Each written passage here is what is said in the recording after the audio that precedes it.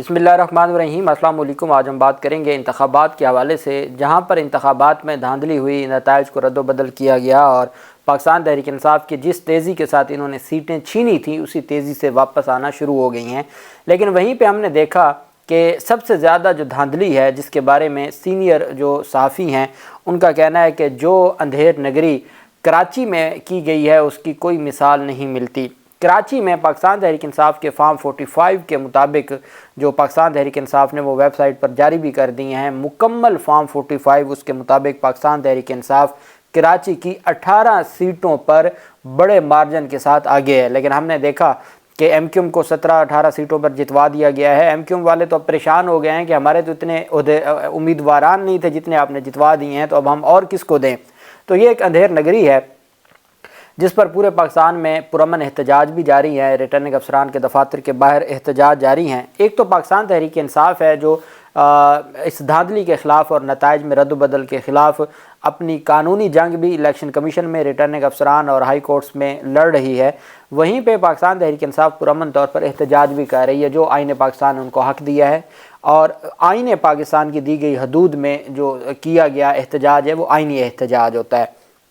उसमें फिर हमने देखा सबसे पहले शांगला में अफसोसनाक वाक़यात पेश आए, जहां मुखालिफ लोगों ने 4 कारकुनान को शहीद कर दिया पाकिस्तान तहरीक इंसाफ के। फिर अटक में रात गए तक शेलिंग होती रही पाकिस्तान तहरीक इंसाफ की और उस हलके की आवाम पर जो एहतजाज कर रहे थे और अपना हक मांग रहे थे। तलागंग में हमने देखा कि वहाँ पर जो मुजाहिरीन थे जो एहतजाज कर रहे थे उन पर लाठी चार्ज किया गया और शेलिंग की गई। और वहाँ से भी फिर गुजरात में भी ऐसी खबरें सामने आई। तलागंग में तो 300 कारकुनान पर दहशतगर्दी के मुकदमात भी दर्ज हो चुके हैं। तो ये सारा सिलसिला हम देखते आए। ये पाकिस्तान तहरीक इंसाफ के एहतजाज थे जो अपना हक लेने के लिए या अपना जमहूरी जो वोट है उसकी हिफाजत के लिए पुरअमन तौर पर एहतजाज कर रहे थे और वहाँ पर इंतज़ामिया की जानिब से ये सारी कार्रवाई हुई। लेकिन अब जो तफसीलात मैं आपके सामने रखने जा रहा हूँ वो ये हैं कि कराची में पीपल्स पार्टी के लोगों की आपस में लड़ाई हुई है और इसी तरीके से लाड़काना में जो पुलिस अफसर को कत्ल कर दिया गया है इसी वोट से मुतल्लिक जो पीपल्स पार्टी की गुंडागर्दी है, वहाँ कोई दहशतगर्दी की दफ़ात नहीं लगेंगी। लेकिन जहाँ पुरअमन एहतजाज करने वाले हैं उनके ऊपर दहशतगर्दी की दफ़ात लगेंगी।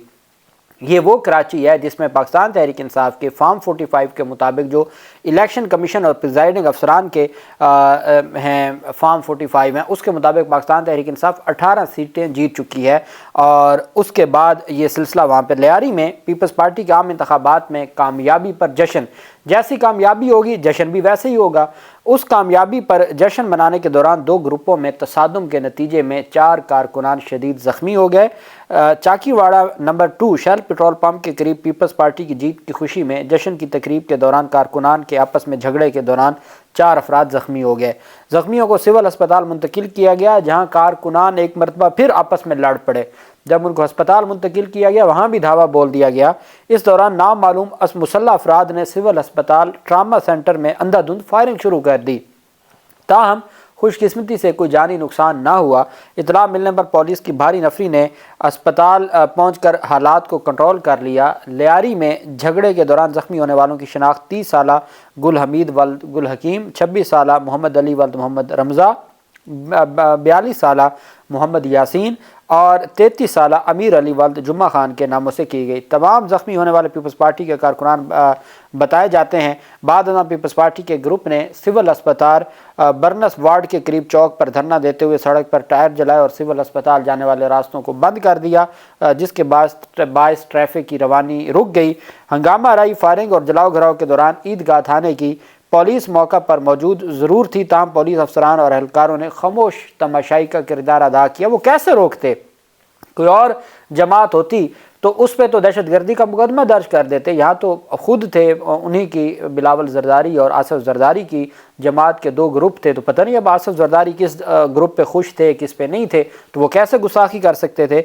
मुजाहिरीन ने पीपल्स पार्टी कराची के सदर निसार खोड़ो और आला क़यादत से मुतालबा किया है कि पीपल्स पार्टी डिस्ट्रिक्ट साउथ के सदर खलील होत को उनके ओहदे से बरतरफ करके और उनके दर्जनों साथियों के खिलाफ कानूनी कार्रवाई अमल में लाई जाए। और उसमें यह भी कहा जा रहा है कि जो कारकुनान ज़ख्मी हुए थे उनमें 2 की हालत तशवीशनाक है।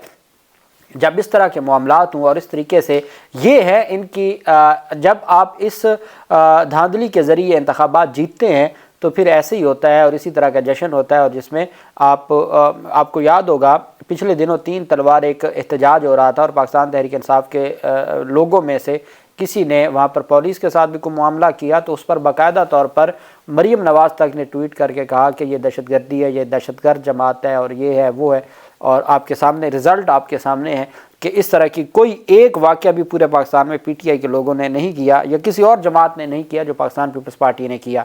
وہیں پہ خونی تصادم ہوا لاڑکانہ میں، جو بھٹو کا لاڑکانہ ہے، وہاں لاڑکانہ کے علاقے نوڈیرو چوک کے قریب 2 گروہوں میں ووٹ دینے کے معاملے پر تصادم میں پولیس اسسٹنٹ سب انسپیکٹر اور سمیت 3 افراد کی جان چلی گئی۔ لاڑکانہ کے علاقے نوڈیرو میں ووٹ دینے کے معاملے پر 2 گروپوں کی لڑائی پر پرتشدد واقعات میں تبدیلی ہو گئی۔ دونوں گروپوں کی جانب سے فائرنگ اور لاٹھیوں کا بے دریغ استعمال کیا گیا۔ واقعے میں ڈی ایس پی اور اے ایس آئی سلطان شاہ شہری حسن چانڈیو اور عمران ڈھانی شدید زخمی ہو گئے۔ اب آپ اندازہ لگائیں، ڈی ایس پی بھی زخمی ہو گیا، اے ایس آئی سلطان شاہ اور ایک شہری حسن چانڈیو اور عمران ڈھانی شہید زخمی ہو گئے، جنہیں اسپتال منتقل کیا گیا، لیکن اے ایس آئی سلطان شاہ شہری حسن چانڈیو اور عمران ڈھانی زخموں کی تاب نہ لاتے ہوئے جان کی بازی ہار گئے۔ پولیس کا کہنا ہے کہ فائرنگ کا سلسلہ رات دیر سے شروع ہوا اور علاقہ میدان جنگ بن گیا۔ علاقے میں تاحال صورتحال کشیدہ ہے۔ پولیس کی بھاری نفری علاقے میں پہنچ گئی ہے اور حالات پر قابو پانے کی کوشش کر رہی ہے۔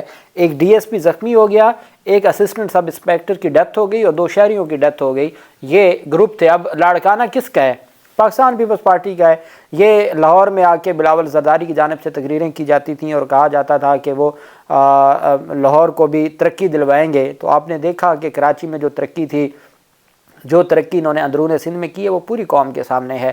صرف بات یہ کہنے کی ہے کہ 2 طرح کے احتجاج میں نے آپ کے سامنے، ایک ہے ریاست پاکستان کے لیے احتجاج کے جو آئین پاکستان نے جمہوریت کا اور ووٹوں کی اور ووٹرز کی عزت کی اور امانت کی بات کی ہے، اس کا تحفظ ہے، پرامن احتجاج کیا جا رہا ہے اور اس کے اوپر جو لاٹھی چارج اور شیلنگ کی جا رہی ہے اور مقدمات درج کیے جا رہے ہیں۔ دوسری جانب ان کے اپنے جماعتوں کے اپنے گروپوں کی لڑائیوں میں ایک پولیس افسر کی جان چلی گئی ہے، ایک پولیس افسر تشویشناک حالت میں ہاسپٹل میں ہے، 2 شہریوں کی جان چلی گئی ہے، کراچی میں 4 لوگوں کی زخمی ہو چکے ہیں۔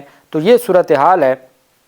امید ہم یہ کرتے ہیں کہ ریاست پاکستان اور حکومت پاکستان اس سارے معاملے پر جو ذمہ داران ہیں، جو آئین سے ہٹ کے کوئی معاملہ کرے اس کو کسی صورت معافی نہیں ملنی چاہیے اور آئین کی پاسداری ہونی چاہیے اور آئین کے مطابق ساری چیزوں کو ڈیل کیا جانا چاہیے۔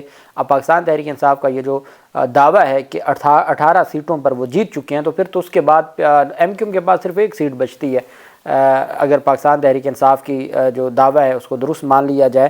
چونکہ پاکستان تحریک انصاف کا دعویٰ زبانی نہیں ہے، ان کے پاس ڈاکومنٹری ایویڈنس ہے جو عدالتوں میں ایڈمیزیبل ہے، اور وہ عدالتوں میں پیش کر کے باقاعدہ طور پر ٹیمیں بن چکی ہیں۔ سندھ ہائی کورٹ سے رجوع کر لیا گیا ہے اور کل سندھ ہائی کورٹ سے بھی بڑے کھڑاک سننے کو ملیں گے۔ اللہ پاک پاکستان کا حامی و ناصر ہو۔ بہت شکریہ۔ اللہ حافظ۔ پاکستان زندہ باد۔